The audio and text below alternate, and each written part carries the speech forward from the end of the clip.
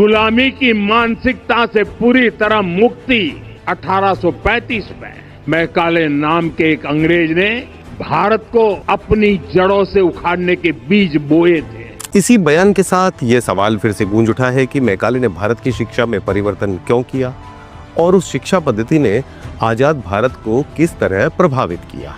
सबसे पहले हम ये जान लेते हैं कि आखिर कौन था मैकाले।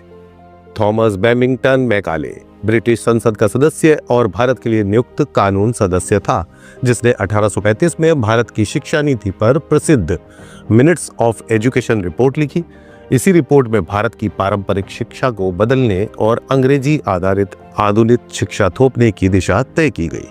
1835 में मैकाले ने माना कि भारत की पारंपरिक गुरुकुल शिक्षा धार्मिक ग्रंथों और साहित्यों पर आधारित है, पर आधुनिक विज्ञान, प्रशासन, गणित, तकनीकी दक्षता की कमी है। ब्रिटिश शासन के अनुसार यह शिक्षा आधुनिक प्रशासन के लिए आवश्यक कुशल क्लर्क और वैश्विक भाषा जानने वाले कर्मचारी और अधिकारी तैयार नहीं कर पा रही थी।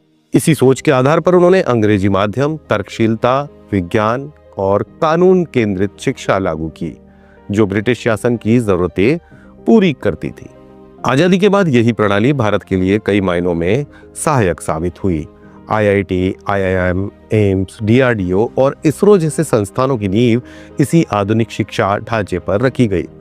इसी पद्धति ने भारत को लाखों वैज्ञानिक, डॉक्टर, इंजीनियर, प्रोफेसर और प्रशासनिक अधिकारी दिए। अंतरिक्ष से लेकर IT और मेडिकल क्षेत्र तक भारत की प्रगति का बड़ा हिस्सा अंग्रेजी युक्त शिक्षा के कारण संभव हुआ है।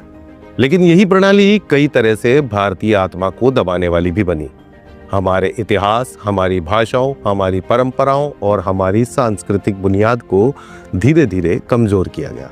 इसी बात को प्रधानमंत्री मोदी ने अपने बयान में दोहराया कि अब समय है गुलामी वाली मानसिकता को हटाने का और शिक्षा को भारतीयता, आत्मसम्मान और सांस्कृतिक गर्व से जोड़ने का। यदि आधुनिक विज्ञान और भारतीय दर्शन दोनों का संतुलित मिश्रण बनाया गया होता तो आज भारत और भी आत्मविश्वासी और उन्नत दिखाई देता। इसी संदर्भ में प्रधानमंत्री का संदेश साफ है, भारत को आधुनिकता चाहिए लेकिन भारतीयता के साथ। यह सिर्फ इतिहास की नहीं बल्कि भारत के भविष्य की दिशा तय करने वाली है।